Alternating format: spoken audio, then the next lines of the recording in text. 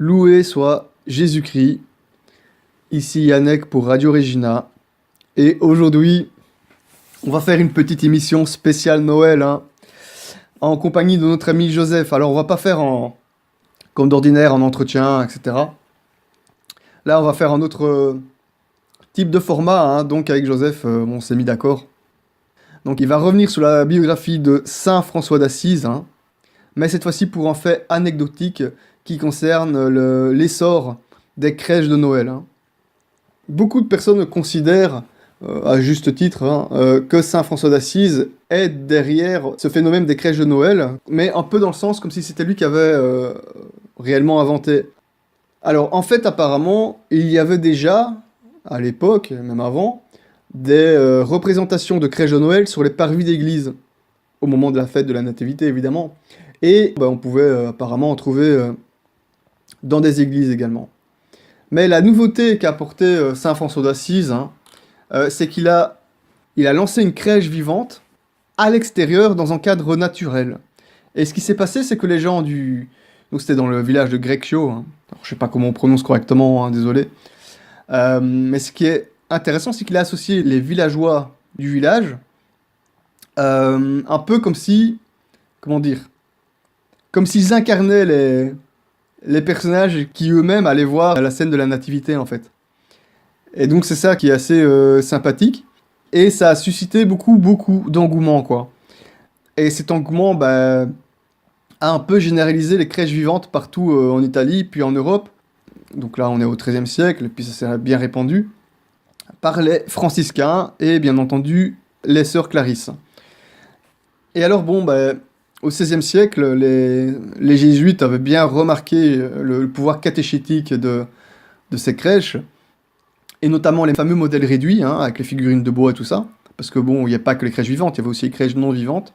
Et voilà, ils se sont dit que ce serait un bon support pour la catéchèse dans le cadre de la contre-réforme. Voilà, et donc ça s'est beaucoup multiplié du coup, hein. Beaucoup répandu, hein. Donc c'est très important à Noël, du coup, de prier devant une petite crèche, avoir peut-être comme objet décoratif pour rentrer un peu plus dans l'esprit de Noël, hein, évidemment. Notamment à l'heure actuelle où tout cela est remplacé par les saletés de Père Noël et compagnie, quoi. Enfin voilà, on s'est bien compris. Donc la parole va être à Joseph, et ce bout d'histoire, cette anecdote qu'il va nous raconter, est textuellement tiré de la biographie officielle de Saint François d'Assise par Saint Bonaventure, hein. Donc c'est la biographie qui fait autorité, hein. Voilà. Bonne écoute. 3 ans avant sa mort, il voulut célébrer à Greccio la fête de la Nativité du Seigneur, avec toute la solennité possible, afin d'exciter les hommes à une dévotion plus vive envers ce mystère. Mais pour éviter toute critique, il demanda la permission au souverain pontife. Et après l'avoir obtenue, il fit préparer une crèche et du foin, et amener un bœuf et un âne. Alors les frères furent convoqués. Les peuples s'empressèrent de leur côté. La forêt retentit de cris de joie, de clarté brillante, et nombreuses prêtèrent leur lumière à cette nuit sainte. Et elle se passa au milieu des chants de louanges et des accords les plus mélodieux. L'homme de Dieu se tenait devant la crèche, pénétré de la plus tendre piété, le visage baigné de larmes et l'âme inondée de bonheur. On célébra une messe solennelle sur la crèche elle-même. François chanta l'Évangile, et ensuite il prêcha au peuple sur la naissance du roi pauvre, que la tendresse de son amour lui faisait nommer l'enfant de Bethléem, lorsqu'il voulait l'appeler par son nom. Or, un soldat vertueux et digne de foi, Jean de Greccio, qui par amour pour le Seigneur avait renoncé à la vie militaire et était uni avec François par une amitié très étroite. Ce soldat, dis-je, assura avoir vu, endormi dans la crèche, un enfant d'une beauté admirable. Et François, le pressant dans ses bras, cherchait à le tirer de son sommeil.